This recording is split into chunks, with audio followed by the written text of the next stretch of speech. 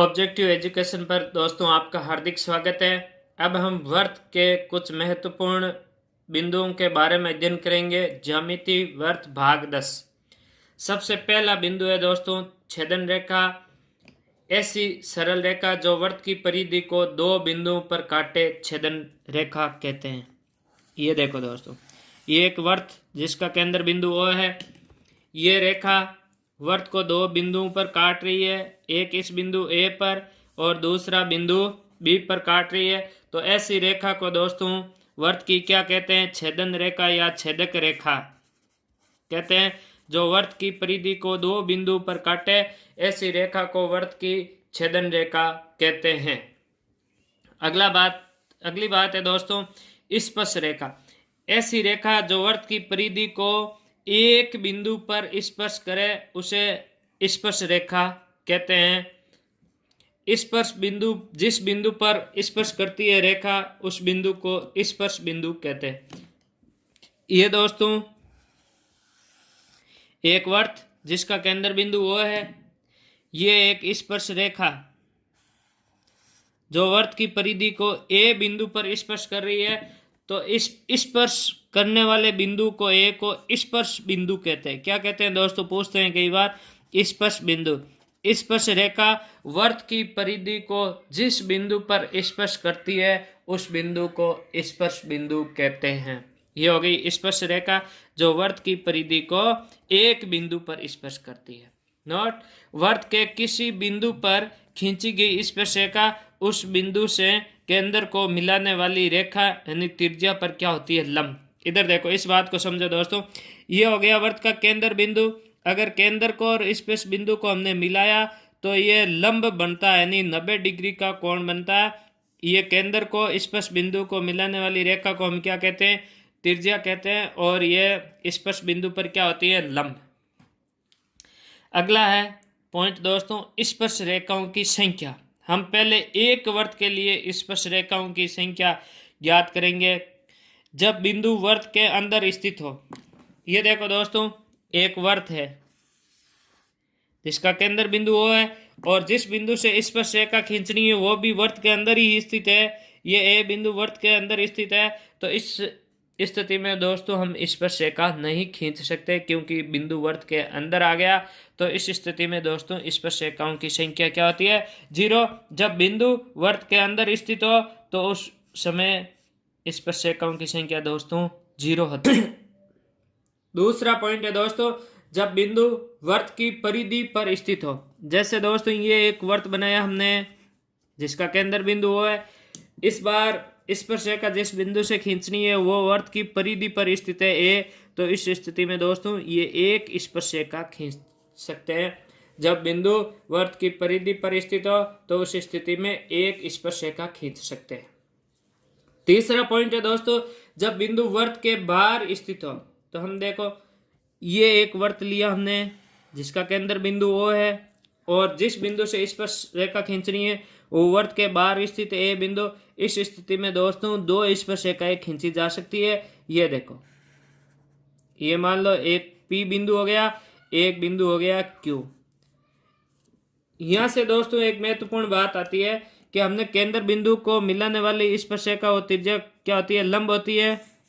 यहाँ भी कोण 90 डिग्री का होता है दोस्तों, यहाँ भी कोण 90 डिग्री का होता है। अब देखो दोस्तों ये कोण और ये कोण मतलब कोण POQ, कोण POQ प्लस कोण PAQ, इन दोनों कोणों का योग दोस्तों 180 डिग्री होता है। ये बात याद रखनी है। इन दो कोणों का योग दोस्तों 180 डिग्री का होता है। जब बिंदु वृत्त के बाहर स्थित हो तो उस स्थिति में अधिकतम दो स्पर्श रेखाएं खींची जा सकती है। नोट, वृत्त के बाह्य बिंदु से खींची गई स्पर्श रेखाओं की लंबाई क्या होती है दोस्तों? बराबर वृत्त के बाह्य बिंदु से खींची गई स्पर्श रेखाओं की लंबाइयां बराबर होती है। कहने का मतलब AP बराबर दोस्तों क्या हो जाएगा? AQ। AP बराबर AQ। स्पर्श रेखाएं जो बाह्य बिंदु से खींची गई है उनकी लंबाइयां होती है बराबर। दोस्तों अब हम बात करते हैं उभयनिष्ठ स्पर्शरेखा। उभयनिष्ठ स्पर्शरेखा का मतलब होता है दोस्तों दो वर्त जिन पर एक ही स्पर्शरेखा खींची गई हो लेकिन वो दोनों वर्तों की शामिल स्पर्शरेखा हो, ऐसी स्पर्शरेखाओं को दोस्तों हम उभयनिष्ठ स्पर्शरेखा कहते हैं। ऐसी रेखा जो दिए गए दोनों वर्तों को स्पर्श करे उसे उभयनिष्ठ स्पर्शरेखा कहते हैं। ऐसी रेखा जो दिए गए दोनों वर्तों को स्पर्श करे उसे उभयनिष्ठ स्पर्शरेखा कहते हैं। दोस्तों उभयनिष्ठ स्पर्शरेखा का पहला पॉइंट, जब एक वर्त दूसरे वर्त के अंदर स्थित हो। ये देखो दोस्तों, ये एक वर्त बनाया, केंद्र बिंदु है, इस वर्त के अंदर एक वर्त और है। ऐसे वर्त हो गए दोस्तों छह केंद्रीय वर्त, हमने पढ़ा था। ऐसे वर्त जिनका केंद्र बिंदु एक ही हो छह केंद्रीय वर्त कहलाते हैं। तो इस स्थिति में दोस्तों हम उभयनिष्ठ स्पर्शरेखा नहीं खींच सकते, यहाँ उभयनिष्ठ स्पर्शरेखा नहीं खींची जा सकती। मतलब उभयनिष्ठ स्पर्शरेखाओं की संख्या क्या होगी? 0। जब एक वर्त दूसरे वर्त के अंदर स्थित हो तो उभयनिष्ठ स्पर्शरेखाओं की संख्या होती है दोस्तों 0। दूसरा है दोस्तों, जब एक वर्त दूसरे वर्त को अंत्य स्पर्श करे। ये देखो एक वर्त बनाया हमने दोस्तों और ये हमने दूसरा वर्त बना दिया। ये यहाँ स्पर्श कर रहा है, मतलब एक बिंदु पर स्पर्श कर रहा है, ए बिंदु मान लिया। तो इस स्थिति में दोस्तों ये एक उभयनिष्ठ स्पर्शरेखा इस प्रकार से खींची जा सकती है जो दोनों वर्तों को स्पर्श करती है। तो दूसरा पॉइंट है, जब एक वर्त दूसरे वर्त के अंत्य स्पर्श करे तो उस स्थिति में उभयनिष्ठ स्पर्शरेखाओं की संख्या दोस्तों 1 होती है। तीसरा पॉइंट है दोस्तों, जब एक वर्त दूसरे वर्त को प्रतिच्छेद करे, मतलब दोनों वर्त एक दूसरे को काटते हैं, उस स्थिति में कितनी स्पर्शरेखाएं खींची जा सकती है? ये देखो एक वर्त, ये दोस्तों दूसरा वर्त, तो इस स्थिति में कितनी स्पर्शरेखाएं खींची जा सकती है? तो दोस्तों इस स्थिति में 2 स्पर्शरेखाएं खींची जा सकती है। देखो एक स्पर्शरेखा ये हो गई, दूसरी स्पर्शरेखा ये हो गई। तो दोस्तों जब एक वर्त दूसरे वर्त को प्रतिच्छेद करे तो उस स्थिति में 2 स्पर्शरेखाएं खींची जा सकती है। अगला पॉइंट है दोस्तों, जब एक वर्त दूसरे वर्त को बाह्य स्पर्श करे, मतलब दोनों वर्त एक दूसरे को बाहर से स्पर्श करे, तो इस स्थिति में कितनी स्पर्शरेखाएं खींची जा सकती है? ये देखो दोस्तों एक वर्त है, ये दूसरा वर्त है जो बाहर से स्पर्श कर रहा है, तो उस स्थिति में दोस्तों कितनी स्पर्शरेखाएं खींची जा सकती है? ये देखो एक स्पर्शरेखा इस प्रकार से खींच सकते हैं, दूसरी स्पर्शरेखा इस प्रकार से खींच सकते हैं, तीसरी स्पर्शरेखा इस प्रकार से खींच सकते हैं। तो इस स्थिति में दोस्तों जब एक वर्त दूसरे वर्त को बाह्य स्पर्श करे तो इस स्थिति में 3 स्पर्शरेखाएं खींची जा सकती है। अगला पॉइंट है दोस्तों, जब वर्त ए प्रतिच्छेदी हो तो उस स्थिति में कितनी वर्त स्पर्शरेखाएं खींच सकते हैं? तो हमें पता ए प्रतिच्छेदी, यानी दोनों वर्त एक दूसरे को प्रतिच्छेद नहीं कर रहे हैं, न तो पास पास है, एक दूसरे से कुछ दूरी पर स्थित है। ये एक वर्त हो गया दोस्तों, ये दूसरा वर्त हो गया। तो उस स्थिति में कितनी स्पर्शरेखाएं खींची जा सकती है दोस्तों? ये एक स्पर्शरेखा में इस प्रकार से खींच सकते हैं, ये दूसरी खींच सकते हैं, और इस प्रकार से ये दोस्तों तीसरी स्पर्शरेखा खींच सकते हैं। इस प्रकार से ये दोस्तों चौथी स्पर्शरेखाएं खींच सकते हैं। तो जब वर्त ए प्रतिच्छेद हो तो उस स्थिति में दोस्तों 4 स्पर्शरेखाएं खींची जा सकती है। उभयनिष्ठ स्पर्शरेखाओं की संख्या 4 होती है। यह था, हमने 2 उभयनिष्ठ वर्त लेते हैं उभयनिष्ठ स्पर्शरेखाओं। अब एक बात है, महत्वपूर्ण बिंदु है दोस्तों, उभयनिष्ठ अनुप्रस्थ स्पर्शरेखा। ये क्या होती है दोस्तों? उभयनिष्ठ अनुप्रस्थ स्पर्शरेखा ऐसी स्पर्शरेखा जो वर्त के एक ही तरफ स्थित हो, मतलब स्पर्शरेखा के दोनों वर्त एक ही तरफ स्थित हो।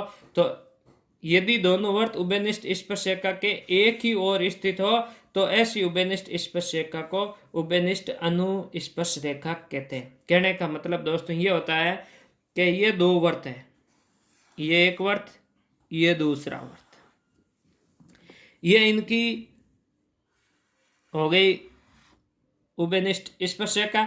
यह उभयनिष्ठ स्पर्शरेखा क्या है? दोनों वर्तों के एक ही तरफ स्थित है, मतलब इस स्पर्शरेखा के एक ही तरफ दोनों वर्त स्थित है, तो इसे हम कहते हैं दोस्तों अनुस्पर्श रेखा। अनुस्पर्श रेखा। ये देखो दोस्तों दोनों बीच केंद्रों के बीच की दूरी हो गई, ये ओ डैश 2 केंद्र हो गए, और ये इस वर्त की त्रिज्या को दोस्तों हम R1 मान लेते हैं, इस वर्त की त्रिज्या को दोस्तों हम R2 मान लेते हैं। इस स्थिति में स्पर्शरेखा की लंबाई ज्ञात करने का सूत्र होता है दोस्तों, अनुस्पर्श रेखा की लंबाई ज्ञात करने का सूत्र होता है केंद्र की दूरी केंद्र की दूरी, मतलब ये दोनों वृत्तों के बीच में दूरी ओ डैश का स्क्वायर माइनस में होता है दोनों त्रिज्याओं का अंतर, दोनों त्रिज्याओं का अंतर, दोनों त्रिज्याओं का अंतर का स्क्वायर, और ऊपर आ जाएगा दोस्तों रूट। तो अनुस्पर्शरेखा की लंबाई ज्ञात करने का दोस्तों सूत्र हो गया केंद्रों की दूरी का स्क्वायर माइनस दोनों त्रिज्याओं के अंतर का स्क्वायर का वर्गमूल अनुस्पर्शरेखा ज्ञात करने का सूत्र। उभयनिष्ठ अनुप्रस्थ स्पर्शरेखा, पहले हमने पढ़ा था उभयनिष्ठ अनुस्पर्शरेखा, अब हम पढ़ रहे हैं उभयनिष्ठ अनुप्रस्थ। ये नाम नोट कर लेना, अनुस्पर्श और अनुप्रस्थ, इसे हम तिर्यक स्पर्शरेखा भी कहते हैं दोस्तों। यदि दोनों वर्त उभयनिष्ठ स्पर्शरेखा के विपरीत और स्थित हो तो ऐसी उभयनिष्ठ स्पर्शरेखा को दोस्तों हम क्या कहते हैं, अनुप्रस्थ स्पर्शरेखा या तिर्यक स्पर्शरेखा कहते हैं। इसको समझते हैं दोस्तों। ये हो गया एक वर्त, ये हो गया दोस्तों दूसरा वर्त। ये एक इस स्थिति में ये हो गई सा उभयनिष्ठ स्पर्शरेखा। यहां देख लो, इस उभयनिष्ठ अनुप्रस्थ रेखा के विपरीत और स्थिति, एक इस तरफ है तो दूसरा इस तरफ है, तो ऐसी रेखा को दोस्तों हम क्या कहते हैं, अनुप्रस्थ। क्या कहते हैं, अनुप्रस्थ स्पर्श रेखा। इसका हो गया ओ केंद्र, इसका हो गया ओ डैश, ये हो गई दोनों केंद्रों के बीच की दूरी दोस्तों। ये R1 और ये R2 दो हो गई त्रिज्याएं। तो हमें अब ये लंबाई ज्ञात करनी है स्पर्शरेखा है, तो इसका दोस्तों सूत्र होता है दोनों केंद्रों के बीच की दूरी, केंद्रों के बीच की दूरी का स्क्वायर माइनस दोनों त्रिज्याओं का योग, दोनों त्रिज्याओं का योग का स्क्वायर, ऊपर दोस्तों क्या आ जाएगा, वर्गमूल। तो लंबाई ज्ञात करने का सूत्र हो गया दोस्तों केंद्रों के बीच की दूरी का स्क्वायर माइनस दोनों त्रिज्याओं का योग का स्क्वायर का वर्गमूल अनुस्पर्श रेखा की लंबाई ज्ञात करने का सूत्र। अगला पॉइंट हम पढ़ रहे हैं दोस्तों वर्त से संबंधित कुछ महत्वपूर्ण बिंदु। पहला बिंदु है दोस्तों दो वर्त एक दूसरे को दो से अधिक बिंदुओं पर नहीं काट सकते हैं दोस्तों। दो वर्त एक दूसरे को अधिक से अधिक कितने बिंदु पर काट सकते हैं दोस्तों, दो ही बिंदु पर काट सकते हैं। जैसे ये एक वर्त, ये दूसरा वर्त, ये अधिक से अधिक दोस्तों दो ही बिंदु पर काट सकते हैं। ये ए बिंदु हो गया और ये दूसरा बी बिंदु हो गया।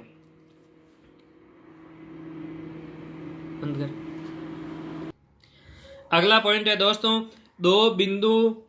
दो दिए गए बिंदु से अनंत संख्या में वर्त गुजर सकते हैं। ये मान लो कोई दो बिंदु है, इस स्थिति में दोस्तों अनंत वर्त खींचे जा सकते हैं। ये खींच दिया, इस स्थिति में दोस्तों ये भी वर्त खींच दिया, तो इस स्थिति में दो दिए गए बिंदु से अनंत संख्या में वर्त गुजर सकते हैं दोस्तों, अनंत संख्या में।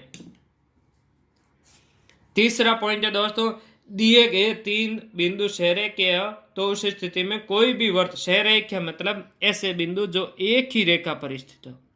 ये तीन बिंदु एक ही रेखा पर स्थित है, तो इस स्थिति में दोस्तों वर्तों की संख्या क्या होगी, 0। देख लो दो बिंदु आ सकते हैं लेकिन तीसरा बिंदु इस वर्त में शामिल नहीं हो सकता, तो इस स्थिति में वर्तों की संख्या क्या होगी, 0। दिए गए तीन बिंदु सहरेखीय तो उनसे कोई भी वर्त नहीं गुजर सकता है, मतलब वर्तों की संख्या क्या हो जाएगी दोस्तों, 0। अगला पॉइंट है दोस्तों दिए गए तीन ऐसे रेखे हो तो उनमें से अधिकतम एक वर्त गुजर सकता है। इस बिंदु को नोट कर लेना, परीक्षा में कई बार आ चुका है। दिए गए तीन बिंदु ऐसे रेखे मतलब एक सीध में नहीं हो तो उनसे अधिकतम एक वर्त गुजर सकता है। जैसे एक बिंदु ये ले लिया, एक लिए ये ले लिया, एक ये, तो इस स्थिति में दोस्तों हम वर्त बनाएंगे, तो इस स्थिति में दोस्तों अधिकतम एक वर्त गुजर सकता है, अधिकतम एक वर्त गुजर सकता है। अगला है दोस्तों अर्धवर्त में प्रत्येक कोण समकोण होता है। इस पॉइंट को समझो, प्रश्न करने के लिए काम आएगा। ये हमने एक दोस्तों एक वर्त बनाया जिसका केंद्र बिंदु है अब कह रहा है कि अर्धवर्त में बना कोण समकोण, ये अर्धवर्त हो गया। अगर इस स्थिति में ये कोण बनाया दोस्तों तो ये भी कोण क्या होगा दोस्तों, 90 डिग्री का होगा। दोस्तों इस स्थिति में ये कोण बना तो ये भी दोस्तों कितने डिग्री का होगा, 90 डिग्री का। इस स्थिति में मान लो इधर की तरफ कोण बना तो ये भी कोण दोस्तों क्या होगा, 90 डिग्री का होगा। अर्धवर्त में बना कोण समकोण होता है। अगला क्वेश्चन है दोस्तों, एक ही वर्तखंड के कोण बराबर, इसको समझते हैं दोस्तों। ये हमने एक वर्त बनाया, ये मान लो एक ही वर्तखंड, वर्तखंड की परिभाषा हमने पढ़ी थी कि एक चाप लंबाई और एक जीवा से घिरे क्षेत्र को हम क्या कहते हैं, वर्तखंड। ये एक वर्तखंड, एक इधर हो गया, दूसरा ये हो गया। तो एक ही वर्तखंड के कोण बराबर होते हैं, मतलब इस स्थिति में ये कोण बना और इस स्थिति में ये कोण बना, तो ये दोनों कोण 1 और 2 आपस में क्या होंगे दोस्तों, बराबर होंगे। एक ही वर्तखंड में बने कोण बराबर होते हैं।